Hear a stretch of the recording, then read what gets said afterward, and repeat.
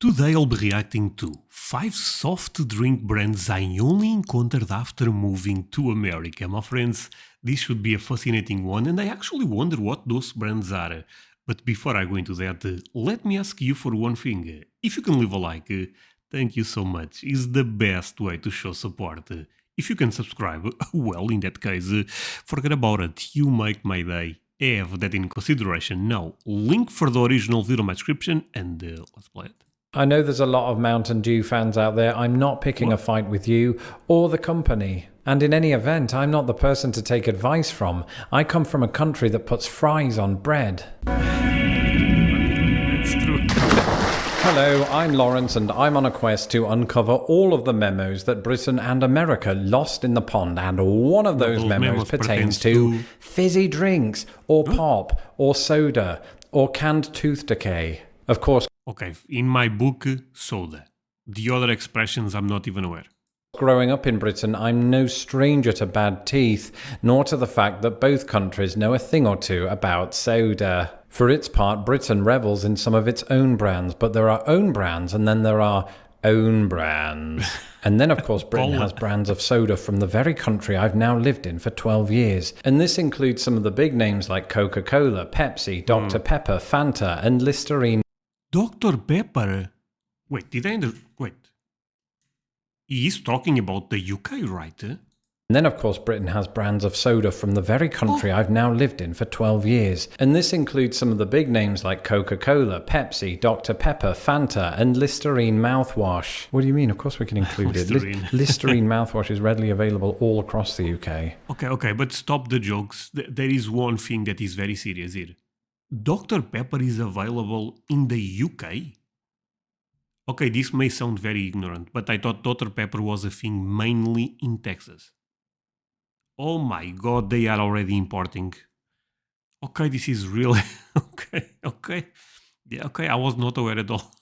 But there are certain sodas, and by sodas I'm using the broad definition of carbonated beverage, that America is either keeping to itself or hadn't had the courtesy to introduce me to them while I lived in Britain. In other words, this video is all about those soda brands that I only encountered after moving to America. Okay, before we go into the first one, let me say one thing. I thought Dr. Pepper would be on this. I was sure. When I saw the title, I always wait. Yeah, Dr. Pepper most likely will appear on the list. But I guess it's not the case. I tried Dr. Pepper, by the way. There is a video on my channel if you want to take a look at my reaction. And I thought it was quite good. I would love to have Dr. Pepper in Portugal. Mr. Pibb. One of the very first drinks that I had in the United States of America after the tequila was a bottle of Mr. Pibb. Mr. Pibb, thought I, isn't that interesting? A drink with a person's name and title in the title. Wherever seen that before? Well, it turns out... Wait, that remembers Dr. Pepper. Mr. Pibb, Dr. Wait, is this some type of alternative to Dr. Pepper? That Mr. Pibb is Coca-Cola's answer to Dr. Pepper. In fact, I was reading today that when it first launched, it did so under the name of Peppo, prompting Dr. Pepper to sue Coca-Cola for trademark infringement. Funnily enough, no such lawsuit was brought forth by the similarly named Pepto-Bismol, which also tastes like medicine. And I like how Dr. Pepper is somehow okay with Mr. Pibb, which sounds like Dr. Pepper's less qualified cousin. That said, Dr. Pepper, to which I was once horribly addicted, enjoys a successful life in Britain, whereas Mr. Pibb was presumably refused entry. When it comes to UK immigration, it pays to have a doctorate. But what makes my first encounter with Mr. Pibb intriguing is that it was discontinued 7 years before I moved to the United States. So how did you do that then, Lawrence, asks Uncle Toby. Was it time travel? Not on this occasion. First of all, upon its discontinuation, it was rebranded as Pibb Extra. But that Okay, this probably did not make a lot of success because I never heard about that, and Coca-Cola 100% would bring this to Europe, I feel like, if that was a hit. But yeah, Mr. Pibb... doesn't make any sense. Are you guys aware of Mr. Pibb? Or is this also a thing to you? Is also a new thing to you, my friend? to me because I distinctly remember being introduced to a Mr. Pibb, and no, there were no handshakes because the fizz would have gone everywhere. Well, apparently Mr. Pibb was and is still in circulation in some states. Now, of course, it's entirely possible that in 2020, my current state of Illinois and my previous state of Indiana now only stock Pibb Extra, but I wouldn't know because, and this is an important piece of information, I gave up soda in 2014, and I also don't obsess over the branding of fizzy drinks until today. That said, while you won't find a drink with a Pibb in it in most places in the world, most places in the world aren't Japan. Okay, wait. Coke Zero. No, Coke Zero is a finger also, by the way. But, sorry, did I understand that correct? Correct. Mr. Pibb is popular in Japan? Is that true? What? From Hero to Coke Zero, this is one of those Coca-Cola brands with which I wasn't familiar until I moved to Indiana. And really that's just down to timing, something ironically that YouTube user Prince William Official thinks I have zero of. Because in the United States, Coke Zero was launched just a couple of years before I moved here. And when I moved here, the United Kingdom, while by no means having zero Coke, had zero Coke Zeros. In the intervening years, this has apparently changed, so for once, both my British and American viewers know what I'm talking about. Yeah, Coca-Cola Zero is very, very famous. It's actually the one I tend to pick the most, to be fair. Yeah, I'm the type of guy that goes to McDonald's and I ask, Big Mac, extra large, but Coca-Cola Zero. Because Second thoughts, don't comment on that. So what is Coke Zero? Well, it's basically Coca-Cola that claims to be sugar-free. Essentially, it's the drink I thought I was making at the age of 9 when I poured Coca-Cola through a sieve to extract all the sugar. It just ended up tasting like liquid metal cough drops. RC Coca-Cola? What the hell? Ended up tasting like liquid metal cough drops. Rookie Coca-Cola? Is this? What? Okay, I have no idea.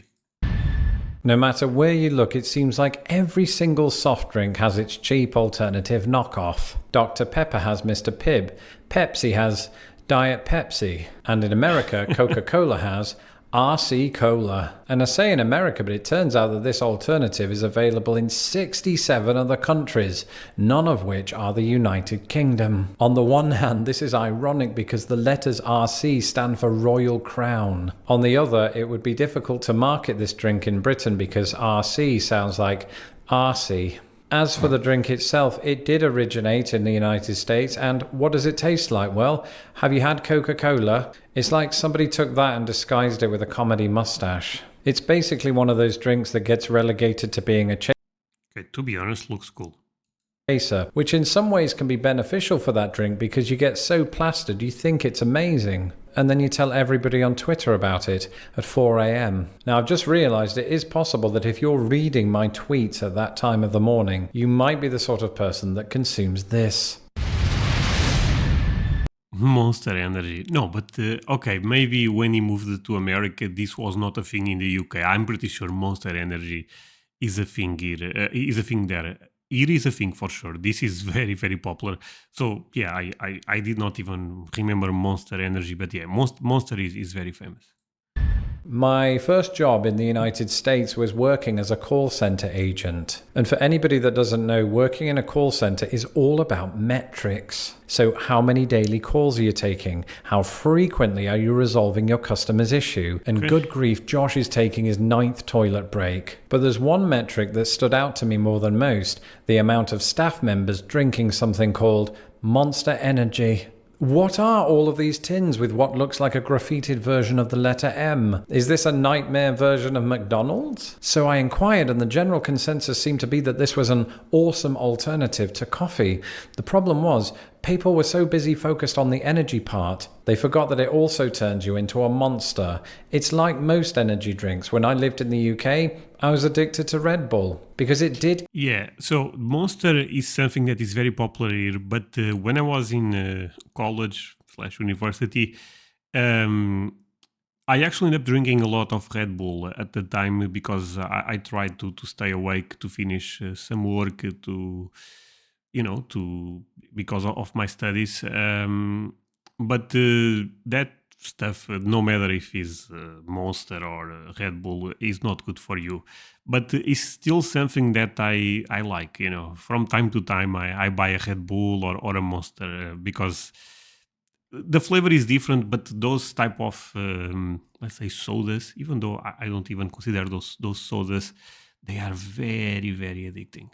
Give me a buzz. It did give me an energy surge for 2 hours. And then the crash sets in. And speaking of crashes, not even the 2008 recession could stop Monster from taking over Britain. Now it does sound like a nightmare. The point is, Monster, while it hasn't actually taken over Britain, does now have a presence there. And for anybody wondering, this is probably helped in large part by the fact that Monster sponsors just about every extreme sport under the sun. Britain, for its part, is more than happy to consume these extreme sports, as well as green things, as evidenced by this.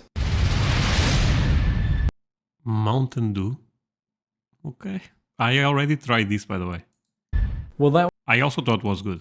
was a weird segue, Lawrence. I thought Mountain Dew wasn't available in Britain, hence its inclusion in your thumbnail. And to Uncle Toby, who's probably writing that as we speak, I say, fair point, and shut up. Because caveats are a chief ingredient of this very entry. Firstly, let me just state that my very first encounter with Mountain Dew, or as Hoosiers call it, Mountain Dew, or just Dew, was very early on in my time living in Indiana, and how best to describe it, I'm not really sure. But taste vaguely but not strongly of lemon and or lime. It was sort Okay, my friends, I feel like I have something to show today. Give me a second. André, that's a lot of ice. Every time I record a video, I say I don't put enough ice. I thought about putting all the ice I have on the fridge. And let's continue with this. Let me just, Yeah.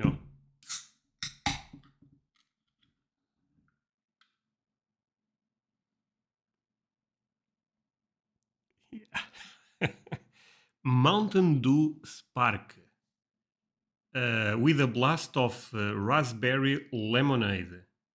Flavor with other natural flavors. 170 calories per can. Okay.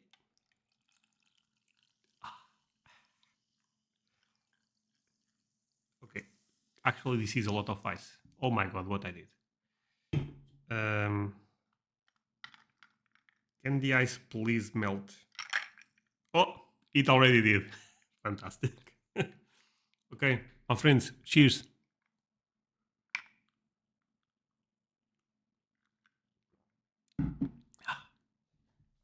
It's good. Oh, it's really good. Oh, okay. Oh man, this one tastes amazing.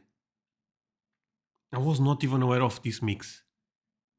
Raspberry lemonade. Raspberry, not raspberry.